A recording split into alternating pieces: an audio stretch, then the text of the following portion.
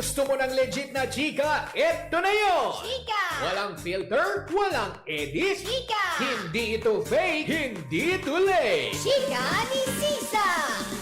Lahat ng ganap sa showbiz pag-uusapan natin dito. May nag-break, may nagkabalikan. Tara at pag-usapan. Kung ano man ang chika, alam na ni Sisa. Ito ang Chika ni Sisa. Chika! Ni Sisa!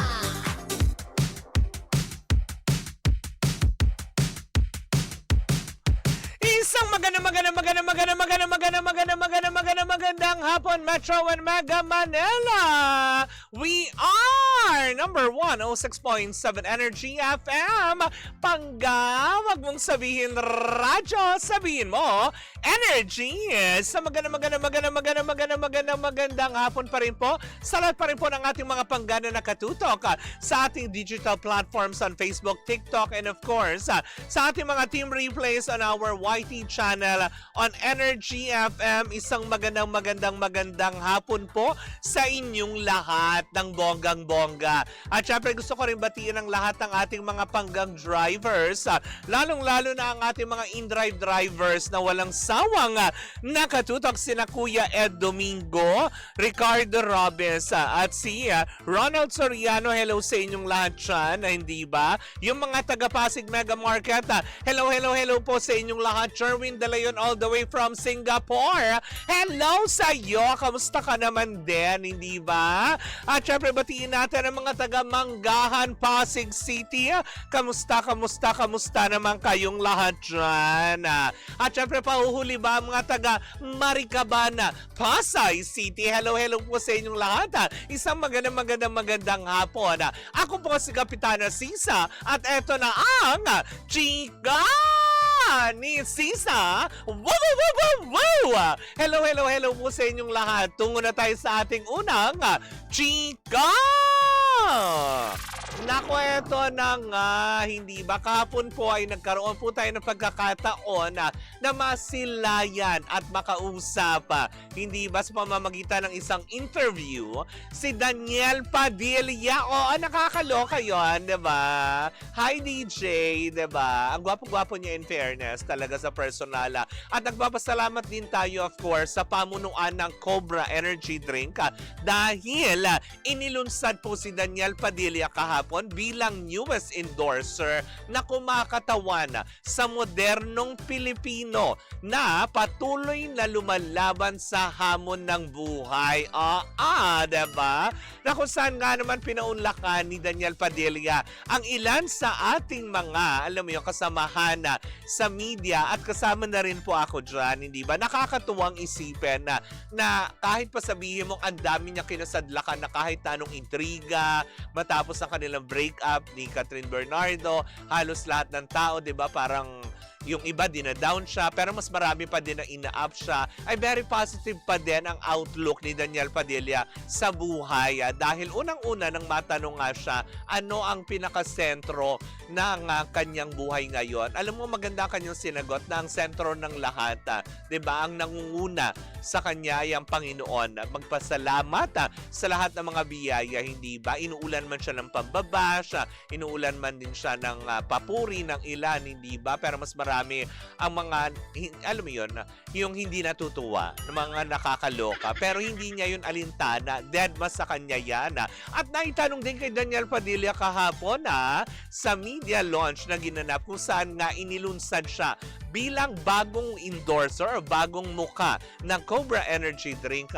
Aba, natanong ang tungkol sa kanyang love life, hindi ba? Pero hindi naman diretsahang sinabing, kamusta kayo ni Kayla? Kasi may game portion po doon na tinawag lakas or pass. Natanong ang tungkol sa love life, hindi ba? Na parang sabi kay Daniel kahapon ay para bang kung ikaw ba'y pagod na at kailangan mo makipagkita sa iyong minamahal, ikaw ba'y maglalakas or magpapasa? Kinilig ang mga tao nang sabihin nga ni Daniel na very short lang, na sabi nga niya, kahit anong mangyari, kailangan na may lakas.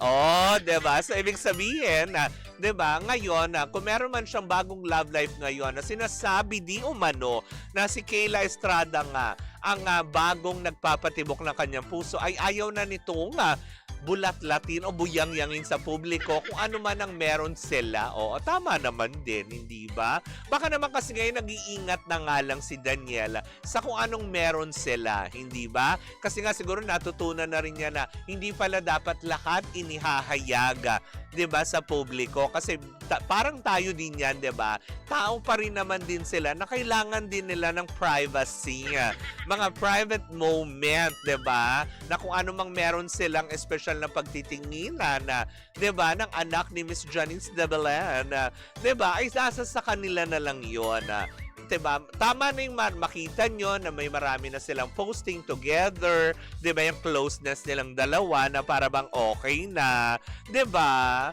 No, so parang nakakaloka, nakakatuwa lang isipin na very positive, diba? Hindi mo kakakitaan na isang Daniel Padilla na sasabihin mo na, ay, ang tagal niyang nawala after ng incognito, diba? Halos talagang nagpahinga. Pero may mga upcoming projects pa din pala sila na inihahanda para sa kanyang mga followers at fans. Diba? Kasama ng ABS-CBN na nakakaloka. Sabi niya, magandang hapon, Kapitana. Magandang hapon din sa'yo, Ate Baby Rodriguez, Daryl Fukunaga. Diba? Mga intimate moments. O, hindi na sinishare yun. Kasi diba, sa ilang taon ba sila ni Catherine noon?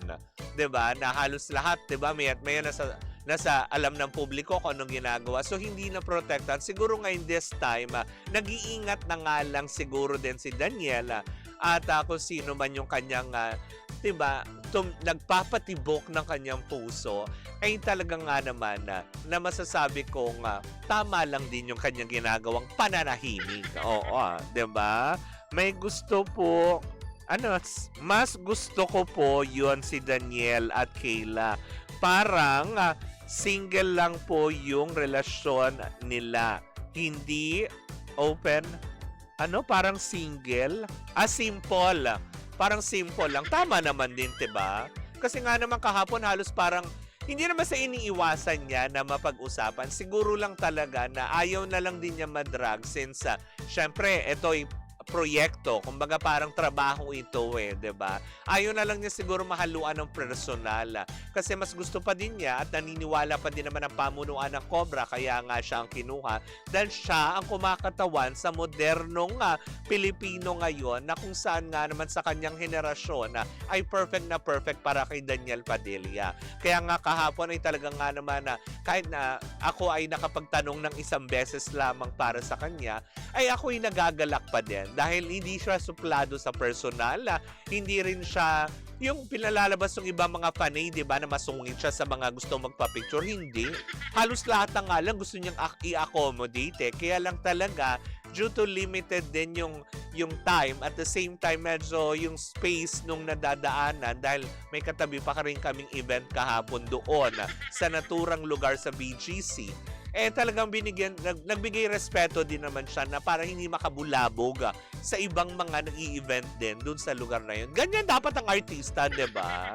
Dapat ng mga ganyan ang ugali na hindi yung porket na tipong, ay, pastariray, diba? Yung mga ganun may ere. Wala. Hindi ko naramdaman kay Daniel yun kahapon. Kaya nga naman sa pamunuan ng Cobra Energy Drink, congratulations po. Hindi po kayo nagkamali ng pinili dahil si Daniel Padilla po ang bagong muka ng Cobra Energy Drink na yun. Anyways, naku mga panggayan po muna ang ating unang chika for today's video. Tantanan na natin sila Kayla at si Daniel, diba? Hindi naman na kailangan literal pang sabihin nila na, oo, kami na. Huwag nang gano'n. Nakikita nyo naman na Nakikita nyo masaya si Daniel, masaya si Kayla. Diba? So let them be. Diba? Hindi lang naman kayo may karapatang sumaya, sila din. Wow! Anyways, ang mga panggayan po muna ang ating unang chika for today's video. Sa ating pagbabalik, isang umatigabong chika na naman ang daradala na nag-iisang bakla. Muli po ako po si Kapitana Sisa at eto pa rin ang chika ni Sisa. Dito po lamang yan sa number 106.7 Energy FM. Pangga, wag mong sabihin radyo, sabihin mo energy.